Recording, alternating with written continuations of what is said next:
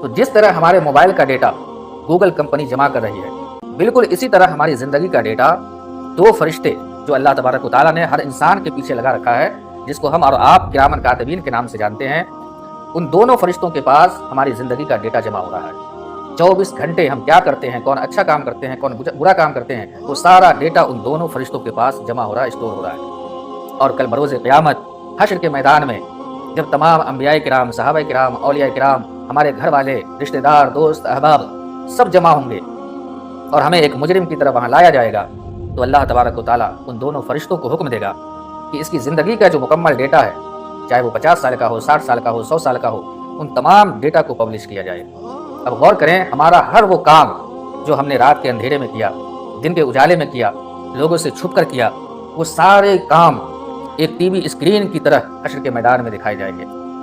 وہ نبی بھی دیکھیں گے جن سے ہم محبت کا دعویٰ کرتے ہیں، وہ اولیاء کرام، بزرگان دین بھی دیکھیں گے جن سے ہم عقیدت کا اظہار کرتے ہیں، وہ ہمارے گھر والے، وہ ماں باپ بھی دیکھیں گے جنہوں نے ہماری تربیت کے پیچھے اپنے دن رات ایک کر دیے، بے شمار قربانیاں دی ہماری اچھی تربیت کے لیے، وہ بھی دیکھیں گے، وہ ہمارے چھوٹے بھائی بہن بھی دیکھیں گے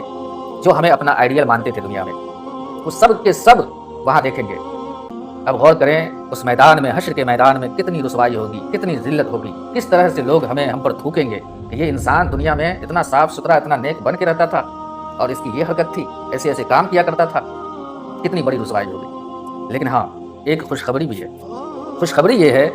کہ گوگل کے پاس جو ہمارا ڈیٹا جمع ہو رہا ہے، اس پر ہمارا کوئی اختیار نہیں ہے۔ ہم اگر گوگل کمپنی سے یہ کہیں کہ بھائی 1 سال 2 سال کا جو بھی ڈیٹا آپ کے پاس میرا جمع ہے اسے آپ ڈیلیٹ کر دیں، تو یہ کمپنی کبھی ہماری بات نہیں مانے گی۔ ہاں، اپنی مرضی سے جب چاہے وہ ڈیلیٹ کر دے، اس کی مرضی، لیکن ہمارے کہنے سے یہ کبھی ڈیلیٹ نہیں کرے گی۔